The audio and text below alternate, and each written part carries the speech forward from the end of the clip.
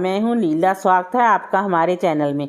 आज मैं बात करने वाली हूं करवा चौथ व्रत में सरगी के बारे में। करवा चौथ व्रत आने वाला है। करवा चौथ का व्रत बहुत देर से घर परिवार में सरगी से शुरू होता है। सरगी क्या होती है, सरगी कौन देता है, सरगी में क्या क्या सामान आता है और सरगी कब खाएं, इस विषय पर बात करते हैं। सरगी विशेष रूप से सास अपनी बहू को देती है। सरगी में क्या क्या सामान आता है। सबसे पहले नमकीन और मीठी मठरी होती है, ड्राई फ्रूट, काजू, बादाम, किशमिश, साथ में आप दूध चाय ले सकते हैं। फल मिठाई ये है सरगी का सामान। इसके अलावा श्रृंगार का सामान, सूट, साड़ी, ये सारा सामान सास अपनी बहू को देती है।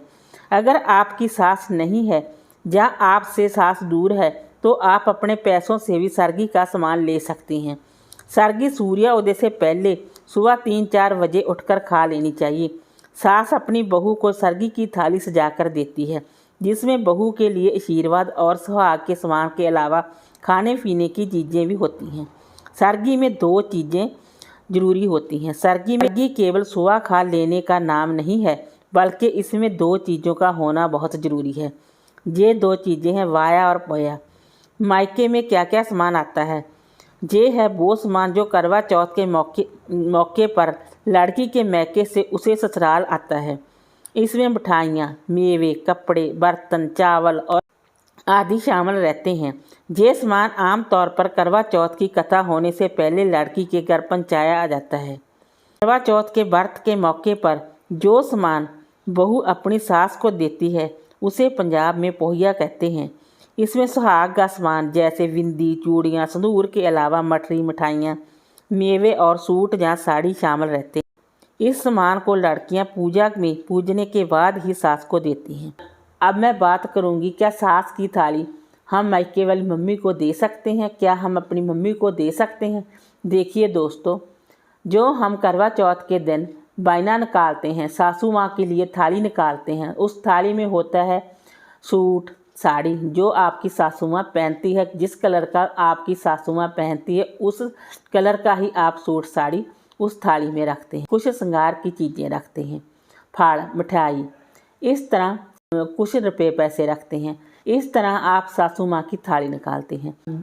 कुछ घर परिवारों में तो सास की थाली और करवा जब कहानी सुन लेते हैं उस समय दे देते हैं और सासू माँ के चरण छूकर आशीर्वाद लिया जाता है।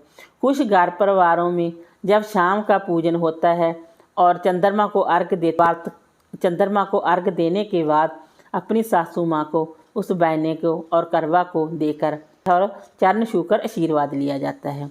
इस तरह भी किया जाता है। जिस तरह आपके घर परिवार में करते हैं उस प्रकार ही आप करें, उस प्रकार ही आप अपनी सासू माँ को बायना निकाल कर दें, करवा दें और अपनी सासू माँ के आप चरण छूकर आशीर्वाद लें।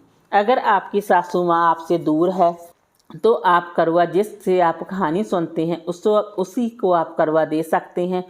और रही बात बायने की, जो बायना आपने निकाला है उसे आप जब आप अपनी सासू माँ को मिलने जाएं तब आप अपनी सासू माँ को दे सकते हैं और चरण छूकर आशीर्वाद ले सकते हैं।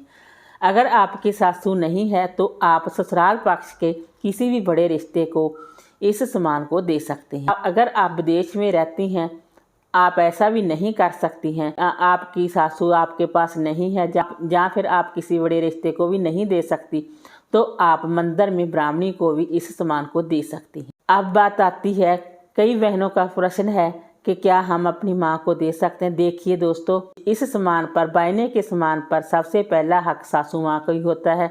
अगर आप अपनी सासू माँ को इस सामान को, इस थाली को देते हैं तो सबसे अच्छा है, क्योंकि अपने माता पिता ने कन्यादान किया होता है, उसे हम सास की थाली नहीं दे सकते।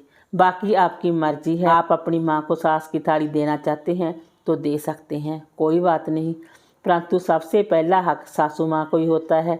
आप अपनी सासू माँ को ही सास की थाली दें तो ज़्यादा अच्छा। वीडियो अच्छी लगी हो तो लाइक कीजिए, शेयर कीजिए, सब्सक्राइब कीजिए। Thanks for watching this video.